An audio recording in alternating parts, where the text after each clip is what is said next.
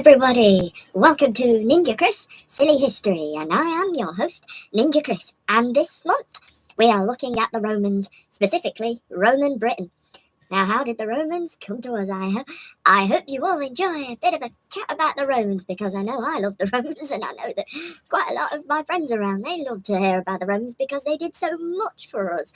I mean, they're incredible, but why did they come to us? Why us? Suppose we were just so fascinating, like Celtic tribes. I just want to wonder what was going on in our little island. People didn't. The Romans didn't even believe, some people, that our island even existed. I mean, it didn't exist millions of years ago like it does now, because Britain itself, the British Isles themselves, were all connected to Europe. If you looked at old photos, you'd actually see Britain connected to Europe. It's because of so many years of eroding away, and we think it's the water levels pushing up that's made it so the British Isles is now separate, and we've got the English Channel. So the Romans weren't sure if there was anything across the other side, or they'd probably just plummet to their death. Who knows? But thankfully for them, they didn't. And yeah, the Romans started in 753 BC. Now, that was a very, very long time ago. So yeah, they started a kingdom. Surprisingly, we had a Roman kingdom. I know it was all to do with Romulus and Remus. Unfortunately, Remus wasn't so lucky because they were two brothers, but unfortunately one got power hungry and Romulus decided to, execute him. So not really a happy ending for Mr. Remus, whoever he may be. But yeah, that started the kingdom anyway. So much for a co-ruling. You find a lot of that during the Roman timeline. You find that they're meant to rule together, but one of them just gets a bit power hungry. Yeah, they don't want to share. They want it all, and they want it now. Sorry for that. That was terrible, but anyway, yeah, that's back into the Roman kingdom, and then the Roman Republic started, which is where things started to expand from, because literally the Roman kingdom was just Rome. It was that tiny little bit after they broke through the Etruscan lands, just that little bit of Rome. So it wasn't even Italy. And then it wasn't really until when we got into the Roman Republic in 509 BC when the action really started happening, because we had a few wars going on. A few civil wars because, well, they were fighting over which bit of land that they want, like little children. Ah, dearie me. What can you do, eh? They're just going to keep fighting over land, and yeah. And, well, one of the most famous wars I got to say about is the Punic Wars. Them three wars. That gave them, when they won the Punic Wars, that gave them access to the that gave them access to the Mediterranean Sea, because they were facing the Carthaginians, which is modern day Tunisia. So they got that bit in the Mediterranean, because Rome, obviously, the Roman Republic got hold of Sicily, which means they just have to go across the water, and that's perfect for trading. And that included apparently trading with Britain, even though they didn't exactly know it was there, but they were getting all of their equipment from some tribe from the Gaelic lands. Apparently, we didn't know who it was, but yeah. And well, you got to look at the Celtic tribes now as well, because, well, the Romans from the 4th century BC, they've been at each other. They was always at each other, trying to get bits of land, but they never got over the channel. But because I'm talking about the Celts, because it was them who actually came over. It was the Celts who came over to Britain. Well, they're called the Britons, Birtons. Except, yeah, they used an oath instead of AIN.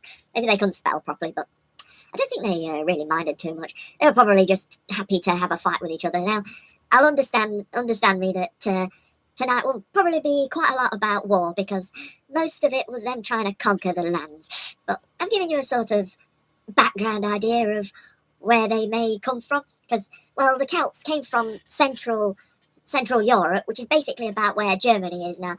And they started off with a couple of cultures called the Urnfield culture and the Helsat culture, which is basically just right in the centre.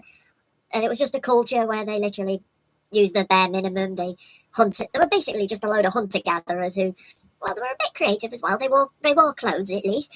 They weren't exactly great, but they wore clothes. And when they were at war, they always wore paint. You find the Celtic tribes. It's kind of a war thing for them. And, well, they believed in interesting God. They were polytheistic in religious senses, so they believed in more than one God. It was kind of one of those situations where could cause a lot of wars because religion does cause wars, and it was just something that they believed in. They believed in. They're almost like the Amazons, I suppose, in a way. They believed in like sacrifice, whether it's animal sacrifice or even human sacrifice. It's wow, not very nice idea, but that's what the Druids, because they had Druids, and they basically they felt like they controlled everything. They had a pathway to the polytheistic gods, the many gods that they have, because that's what policy. Yeah, that's what them gods they have. More than one god. Sorry, get a bit tongue tied there. Shows I'm human, doesn't it? Yeah, anyway, they're the Celts. They moved across. I'm giving you a little bit of background because I thought you might want to know where they came from and why they decided to travel across the Britain. It's mostly because, well, really, the Celtic tribes, they all spread out because the ones that stayed in, like, Central, they were called the Gauls. And then you've got the ones that go, the insular Celts, which basically go over to the British Isles. You've got the Gaels, which are also labelled as the Scotty, because they actually moved over to where Scotland is now, but where Scotland is now, they were called the Picts at the particular time, or the Caledonians, depending on which one you wanted to call. Obviously, Caledonia and Caledonians was what the Romans called them, but the people from there were Picts. So that's how it worked, and yeah, they didn't start moving over until like the 5th, 6th century BC, so yeah, but they all settled in and they all wore their war paint and everything like that, doing their sacrifices and stuff. They had their druids up in where North Wales is, over in Anglesey. So that's where they basically had their religious area bit, whatever their bit that they do for their religious cults, their Celtic. But anyway, that's where they are. That's how they got there. And this is where the Romans decided that they wanted to check things out, because we had the old famous Julius Caesar, who started the Gallic Wars in 58 BC, and that went all the way through till 50 BC. But there is a couple of years during the Gallic Wars that are most important, because in 55 BC, he went over to Britain. He actually found Britain for the first time. He'd heard about the land, didn't know much about it. Of course, he didn't know what to expect either. He went in, and the first thing he saw was big white cliffs, which we might know as the White Cliffs of Dover. Of course, because they were in boats, it's a bit difficult to get up the cliff, you see. And from what I've read, the locals, the Celts, the Celtic tribes, the Britons, they were stood at the top of the mountain watching down on them. And I've got a feeling they were a bit like, oh, you idiots, how are you going to do this? I tell you, Caesar went round and found his way to a bit called Pegwell Bay, where they kind of they landed their ships there. But Caesar wasn't ready particularly for an invasion or a war, because he hadn't brought as many men across. So he was a bit overwhelmed when he came across. Still had little scuffles and everything like that, but, you know, it's a bit difficult when you're a bit low man, because they thought, oh, they're only little tribes, but they put up a blooming good fight. Caesar wasn't expecting that. And the thing is, they had the Britons, they had hold of the land. They knew, because it was all forest land, so they were quite clever, and they kept sneaking out from behind the bushes, didn't attack, and then ran away. Which is quite a clever tactic, if you ask me personally. Just hit and run, just keep smacking him. And I think Caesar had enough, because, well, he got on his boat and disappeared. And then in 54 BC, he decided he wanted to go back and try again. This time he had a bigger army, so he was more prepared, and he went off and had a bigger and better fight. He didn't conquer the land, but he definitely had a better fight of it. And the good thing about it is, when Caesar left, we left on good terms, because we left some people there, essentially, because we always had trading routes with them, but we've left a bit of a garrison there, so to speak. So we're willing to come back, and we're willing to trade with them, and yeah, we kept doing that. The thing is, Caesar, I think, was planning to invade again, but unfortunately had a severe case of the death in 44 BC. It's one of those that you're not coming back from, afraid. Yeah, sorry, Caesar, but everybody just hated you in the council, I'm afraid. Ah, man, you have to leave it to Mark Antony and Caesar. Not Caesar, no, Augustus. But again, they wanted to, they planned it, but they didn't follow through with it in the end, because they had their own little wars to deal with. I think they were struggling fighting with the Gauls and having civil wars as well, wars with themselves. You know, it's one of those where you're just going to keep fighting, so that had to get put on hold. And then, Caligula was originally going to try, fortunately, he died in some cases because he had a very, very short reign and also a very, very short temper. Also, he was paranoid and he was nuts. And I am glad that he wasn't the one who invaded Britain. Considering Caligula's reign was only from 37 to 41 AD, considering 4 years as an emperor, and he managed to do that much damage. I mean, dude. And then Claudius took over, who had a limp, but so everybody thought he was a weak emperor. He was weak. Claudius, the fourth emperor, they thought, oh, he's got a limp, he's got nothing. So Claudius's idea was, I'm going to go and invade Britain. And that's exactly what he did. He went and conquered Britain in 43 AD. Well done, sir. And I'm going to have a drink and I'm going to see who's talking right now.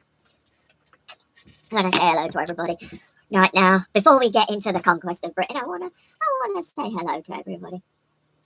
Hey guys. Hey Anna, hey Stephen, good to have you here. Mark, hey Mark, welcome. Mowley, good to have you here as well. It's always good to have everybody. Oh Mark, you're off already, aren't you? You're not messing around. Andrew Gibbs, hello. Oh, you're a guy from church, yes. I remember you. I don't think I ever spoke to you that much, but it's good to have you here. So yeah. I'm glad everybody's here and I'm glad everybody's having fun. Yeah, the White Cliffs of Dover. I'm only looking at the White Cliffs of Dover from photos, I'm afraid, but they look a lot better now than I bet that they did back then. When you were Caesar, you were looking up them cliffs and you saw loads of men standing over there covered in their war paint. No, thank you. I don't want anything to do with them. Yeah, because Caesar was, battle hungry and he was Caesar. He went across and had 2 years worth of battles. He went back again. Even though he didn't really win, but it is what it is, isn't it? Yeah, it is used by Caesar is basically the heir to the emperorship because you also got Augustus, but that became into power when Octavian, who was named Augustus, when you had Augustus in your name, that meant you were emperor because Augustus was an emperor, so it then became something that just happened to be in every name after that. So yeah. Caesar was a dictator and, there's a lot of words, but he was powerful. He definitely did his job anyway. From 100 BC to 44 BC, Caesar definitely did a lot of work. So yeah, we're on to conquering Britain now. I don't know why I'm so excited. They're coming in. He came in and attacked us. Roman conquest in 43 AD. So this was a couple of years into Claudius's reign. This was where he was probably being told, oh, you're a loser. Oh, you can't do it right. Oh, Claudius, give me some. Oh, could you walk with 2 legs? All this stupid things. And then he was like, I'm going to invade Britain. I'm going to show you lot. I'm going to show you how good I am. And you guys, he did. So, yeah, he didn't do it the same way. He learned from what Caesar had. He went around Pegwell Bay and down into, and his first battle was the Battle of Medway. Yes, he had to go around a little bit further. But this is where we found Camel Dunham, which is modern-day Colchester. When he fought through the Battle of Medway, because the Medway is a river, and yeah, they still had their boats, but obviously there was a lot of tribes not happy with their arrival again, and especially a guy called Caraticus, who was a Courtelavani king, who wasn't too happy, and he was the king of that tribe, and Claudius ended up having quite a lot of battles with this Caraticus fella. So yeah, the conquest was happening. But yeah, the Battle of Medway was led by Caraticus and a guy called Togodumnus. I'll admit, I did chuckle at that name, but that's his name. It's part of the Courtelavani tribe. I don't even know if I'm saying that right, but it'll do. There's a lot of interesting names, but that's how they landed in and had a fight. And obviously the Romans won that bit because then they captured Camaldon, which is modern day Colchester in Essex, which became their first capital province, which during Roman times, the tribe of the Trinovartes, that's where they were. It's basically where East Anglia is now. It's basically southern East Anglia, but that's where Colchester is anyway. And yeah, they kept fighting, they kept having a go. Claudius only really showed up until towards the end of his reign, till after 50 AD when he finished, when Caraticus had finally done his bit and he got exiled to Rome just to be polite because he tried to run away, but unfortunately somebody in the north of England grassed him up, essentially, and told him, and they told the Romans where he was, and then they didn't kill him, funnily enough. They exiled him and took him to Rome and gave him a reasonably peaceful life until he passed away, but that was of natural causes. It was quite nice of them to do, so the Romans aren't always mean. They're respectful, in a weird kind of way, I suppose. Yeah. Then, they started their attack on Anglesey in 60 AD, but there was a little issue with their results. Their first attack on Anglesey didn't quite go to plan because during that first attempt on Anglesey, unfortunately, there was a little revolt on the other side of the country by the Iceni tribe, and it was called Boudicca's Revolt. And she was revolting against the fact that her sister was, her sister was being raped and stuff, and obviously Boudicca was not pleased, and she had some fight in her. That's for sure. She definitely gave the Romans a bit of a runaround. The Romans won in the end, but for goodness sake, gave her a bit of a. The Boudiccan revolt ended with the Battle of Watling Street. I believe that's how it was. Yes, the Battle of Watling Street was the end, and unfortunately, Boudicca, I think, died after. I think she executed herself because, well, she knew that that's what the Romans would have done anyway, so she kind of sacrificed herself early because she knew it was going to happen. But nobody actually knows because, well, it's happened now, and I'm glad that they've come across, and it's nice that she put up a fight. The Battle of Watling Street was where Londinium is, I believe, or St. Albans. Is it around the London area? Give or take? It'll do. I'll work it like that. And after that situation had finished, we then started with our raids in Scotland. In 71 was when we started our raids on Scotland. We started deciding to go up. Obviously, I forgot. We finished our war on Anglesey, and we managed to get rid of the Druids on Anglesey, though, and we tried to bring in their own religion, their own monotheistic, and their own gods. They were still polytheistic, but they were bringing some of their own Roman gods and they didn't sacrifice people anymore. They put an end to that, thankfully, because they put an end to the Druids. So they finished off their battle their conquest in Anglesey in 77 AD. Finally did it up in North Wales. They finally took it. Done, boom. They're down. They're going down. And yeah, so in 83 and 84 was it. So we left. Is it warm around here, or is it me? Well, then they went to Scotland, and we started gradually going upwards because we wanted that bit, because we had the Battle of Mons Grippus up in Scotland, which was way up there. We weren't sure at first whether we were going to take them, but we actually had started crawling our way up Caledonia and Scotland from 71 AD, sorry. I've got something to say BC. AD. 71 AD. We were going up. But when we got to 84, we ended up having a proper big battle at Mons Graupus. So that was a king. I don't know what to call him. But the leader of Caledonia, called Calgacus, also known as, which stands for the Swordsman, which was one of his nicknames. This was versus Gaius Agricola, who was the governor, because that's something that we had during the Roman Britain period. We had governors who took over because, well, the emperor was too busy doing other things over in other cities, causing loads of trouble over there. Let's go with it. But Agricola was practically owning it. He was taking things superbly. He took Mons Grippus, and he took quite a lot of Caledonia. It was amazing what the guy could do. But unfortunately, Emperor Domitian at the time was getting a bit jealous of all that he did, because Domitian was a tyrannical git who wanted everything for himself, who called Agricola back to Rome, and unfortunately, from 84 and 96 AD, all of the lands that Agricola had got, they all went back to the Caledonians, so it was almost like for nothing. But Domitian just wanted everybody to suffer, really, at least until 96 AD when Domitian died, and we started the Nerva Antonine dynasty, which included the 5 good emperors. Thankfully, they were good. They were the good emperors. And because they were good emperors, we all know Hadrian, don't we? We all know Hadrian.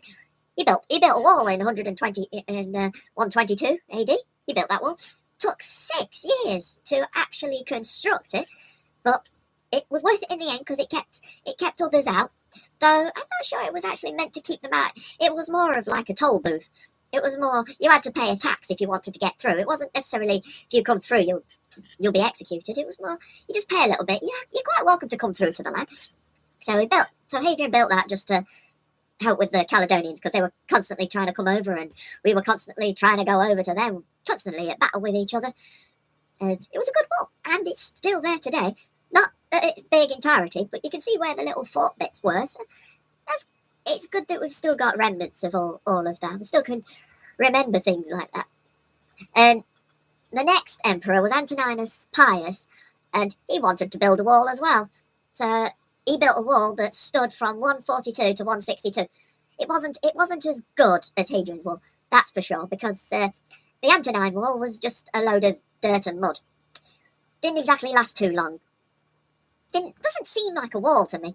Just seems like somebody had forgotten that to done the lawnmower in and forgotten and just left a pile of it there and said, right, that's a wall.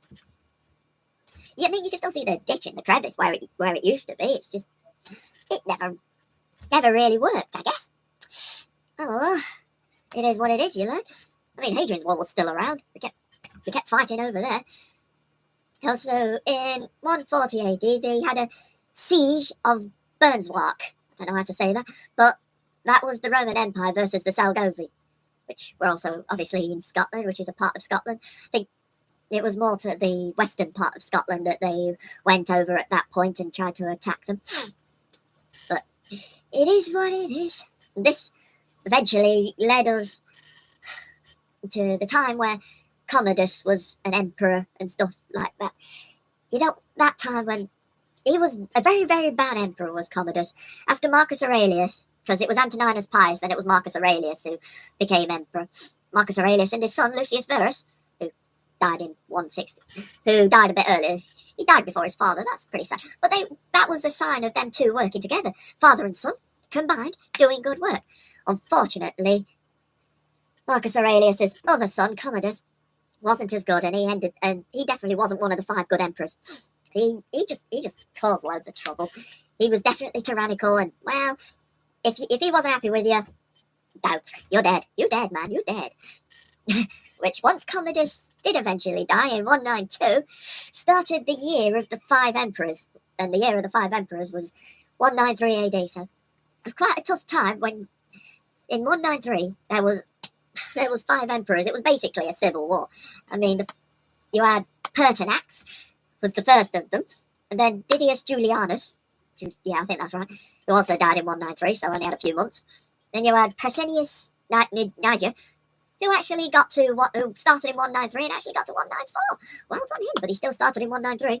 And then you have Claudius Albinus, who was actually, I mentioned Albinus because, well, he was actually proclaimed emperor by Britannis and Hispania, so that Claudius Albinus is actually an important one, and he was started in 193, obviously, and then, unfortunately, he died at the hand of the next emperor, Septimus Severus, who started as emperor in also 193. He was the 5th of the 5 emperors, which ended that event finally. So we then started the Severan dynasty, which went from 193 to 235. And I mentioned the Severan dynasty because Septimus Severus, who started it, and he went from 193 to 211, there was an invasion of Scotland, or Caledonia, from 208 to 211, so basically till Septimus' death. So, unfortunately, he didn't do very well at it. He tried, but unfortunately, he had to retreat. He had to make a retreat to Hadrian's Wall. And he was hoping his sons, Caracalla and Geta, to do the job. Fortunately, well, Caracalla was they were all co-emperors. Caracalla became emperor in 198 along with his dad, but obviously when he died in 211, he became co-emperor with his brother, Geta, who became emperor in 209. Unfortunately, he died in 211 because Caracalla got a bit hot-headed and a bit power-mad and killed his own brother. But Caracalla was emperor until 2017? What the heck? No. 217. Anyway, he did, yeah. Oh, yeah, goodbye. Oh, sorry, I got a frog in my throat. Hello, let's see.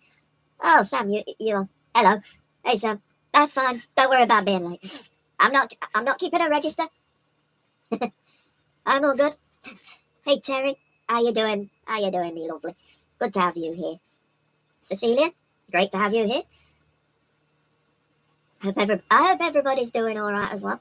Hope everybody's had a good month. Hope everybody's enjoyed themselves, just looking after themselves very nicely. I've got my fan on, but I'm absolutely roasting still. But I think we've got the earliest bit of Scotland out of the way. So yeah, it was the Severan dynasty, and then once the Severan dynasty ended with Severus Alexander in 235, that's when the Roman Empire went to pot, really, because it began the crisis of the 3rd century, which was a war, essentially, between the Roman Empire and the Sasanian Empire, which is basically Iran and all the Parthian Empire area. And there was also Roman breakaway empires as well, which is including the Gallic Empire, which is the one that we were part of for a little bit, which is... which we did. The Gallic Empire went from 260 to 274 until Emperor Aurelian brought everybody back together again. Because along with the Gallic Empire, we also had the Palmyrene Empire, but that doesn't include Britain. That was a breakaway from the Parthian Empire. It's just because nobody really knew who wanted to be emperor, because after Severus Alexander's death in 235, there was a guy called Maximus Thrax, I think his name was, who took over in 235 to 238, and he wasn't exactly a very, very nice one, and he got killed. He got killed by his own people. So that just shows it. And then you went into the Gordian dynasty, and, well, Gordian 1 and 2 both died in 238. This was actually the year of the six emperors now, but anyway, the crisis was, well, it was a crisis because nobody really knew, and it was all short reigns as emperors. So yeah, there's all these little short reigns that you'd got. But yeah, we're still not done in Scotland though, because in Scotland they also had the Great Conspiracy, which was basically the Roman Empire up again in the north. It was basically the Picts versus the Scotti and the Saxons, and basically a load of barbarian tribes as well. So it's quite a war going on around there. Yeah, I'll say that. And I think the Picts and the barbarian tribes won because, well, Scotland is still Scotland, and they still became Pictish. But then in 396, Stilicho had Stilicio's Pictish War from 396 to 401. They weren't done, but unfortunately, that was the last one I've got of our attacks against the Caledonians, and we obviously didn't win any of it. So that's unfortunate, but it is what it is, and we can't have it all. So I think this was all part of the Carolingian revolt, so which was in 286 to 296. So I think this is what actually led into the Britannic War, because this created a short Britannic Empire with Constantius, the one Chlorus, versus Caraccius. So the Romans versus a Scotsman again. So yeah, anyway. I think we lost again. We just could not conquer Scotland. And you probably, I don't know, you may be wondering, why have I not mentioned Ireland in any of this? It's because, well, they just didn't see any point. It was just trees and everything. They may have landed there a couple of times and had a look around, but think, what's the point? There's nothing here for me. Let's not bother. Though they still gave it a name. They still gave it the name of Hibernia, which is good. They've at least bothered to name it, so they cared enough to give it a name. It's well done to them. It's good. And then we went through a load of usurpers, because we had Magnentius, who reigned from 30 to 350 to 353, but he was murdered by Emperor Constans, and then Constantius II, I think, took over as Roman Empire at that point, which was one of Constantine the Great's sons. So like that. Constans was one of the three sons, but Constantine II died after 3 years of his father giving birth, so he was from 1337 to 1340, and Constans went from 1337 to 1350, I think, and this is why Magnentius wanted to take over, which left the sole emperor of the whole empire was Constantius II, who lived until 261, I believe. This is me trying to use the memory game here. I'm trying because, well, because Constantine the Great had 3 sons. But we can all say thank you for Constantine because he managed to bring the empire with he brought Christianity to Britain and everything. So he made sure that we were all accepted as Christians because the Tetrarchy, where Diocletian was running it, he didn't like them. He was very much on the pagan side, and yeah, he was basically cleansing the world. So it took till 324 when Constantine the Great became emperor, outright emperor. Because during the Tetrarchy, that was blooming confusing. It's like he's got that bit. Tetrarchy, it's 4, so he had that bit, he had that bit, he had that bit, he had that bit. So like, yeah, okay, it was very, very confusing at the time. But yes, it all worked out, I suppose, in the end. Actually, no, it didn't. When we got Constantine respecting Christianity in the world again, in the empire, not being so polytheistic when it came to the religion and stuff. So yeah, then there was a guy called Carussus II, who we're not too sure about his ruling as such. I think he might have ruled just a little bit after Magnentius, but he only usurped the throne from 354 to 358. Bit hit and miss of what he done and everything. But it went a bit quiet around the European area because, well, there was so much fighting down in the Gaul with the Gothic wars and everything like that. There wasn't much going on in the Britain area. There wasn't much war going on, so everything was sort of all right. But then we had a usurper to the throne called Magnus Maximus, who usurped the throne in Britain from 383 to 388. And yeah, he was the usurped emperor. Unfortunately, when it got to 388, he withdrew from there and, well, went into Gaul, I think, and then got killed. But it is what it is, I'm afraid. And then we had 2 sort of usurpers called Marcus and Gratian. Marcus ruled in 406, and then Gratin took over as sole usurper in 406 to 407. But we were closing in on the end of the empire because there was so much going on at home. So much going on over in the Parthian Empire and stuff, because there were so many wars going on that I think they're just giving up, because the last emperor we had as emperor of Britain was Constantine III, and he ruled from 407 to 411. Though in 410, the sack of Rome, that was when everybody left Rome as it was. It was like, we've done with Rome, we've got other things down in Gaul.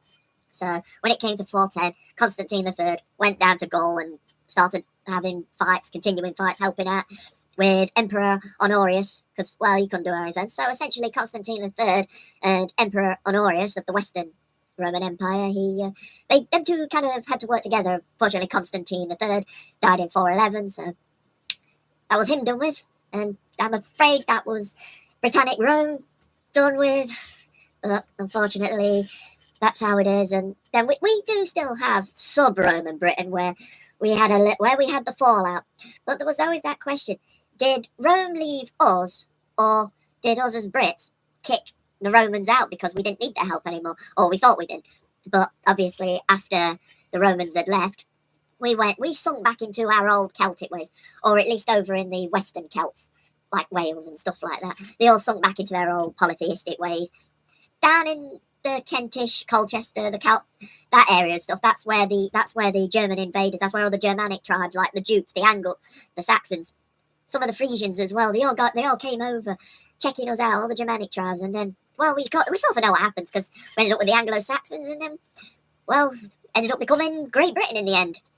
Well, it became Great Britain in 1707 when we signed the Acts of Union, but that's quite a long way off yet. But anyway, that is, I believe, I have covered the whole of Rome, how the Roman Empire dealt with Britain, and I think they did very well with it. Sunday neck. 52 minutes. Sunday neck. I really got into that, didn't I? Oh, well. Hope everybody's enjoyed themselves. I'm not done yet, but hope everybody's had fun because I'm absolutely... Constantine, great. Is it? Oh, I don't know. I've never seen that film, to be fair. All I know is Constantine III was the last emperor of Britain. Cecilia, you're trying to plan a trip to England and Edinburgh. 2 weeks at least. It will take a chunk out of my pocket. Oh, everything takes a chunk out of everybody's pocket nowadays. Sheesh. You're lucky if you've got money now. Oh. Oh, don't you just love the Romans, though? And the thing is, the Roman Empire itself, the Western Roman Empire, unfortunately, all died out in 476, and, well, that was it, really. Oh. But we've also got some good culture, and there's a lot of places that we've got that it names. I mean, just on our doorstep in Derby, on Chester Green or Little Chester. I think I mentioned it in my Derby show a couple of months back, when they had a Roman fort called Dervenito. So, yeah, there's a Roman fort there from 80 to 120 AD. So it's good that we over in Derbyshire have got something to remember us by. So that was good. We've also got Cambridge, London, obviously Colchester, St Albans. Cambridge had the Dorolo Ponte. London was obviously Londinium, and Colchester is Camelodon. We also had St Albans, which is Vorolamius. I don't know how to say these things, but yeah, the Battle of Watling Street that was the end of the Boudiccan Revolt. So the end of the Boudiccan Revolt was in St Albans. Very, very good. We've also got Bath, which is basically where the Roman baths were made, because, well, that's something that the Romans bought over for us. They bought us baths and stuff, so that's good. So we got something. Fortunately, it was public, so they also bought public loos as well, but unfortunately, everybody could see you. Well, it wouldn't be very comfortable for me. I mean, public toilets are still meant to be private, or at least, well, not in Roman time, I guess. Oh, well. And then there was another place I suggested, which Cirencester. I'm not quite sure how you say that, but in Roman, it's Corinum Dobunorium, which was home to their Dobuni tribe. I'm sorry, I'm just kind of having fun here, just saying names, just comparing the names as they were. It's completely different.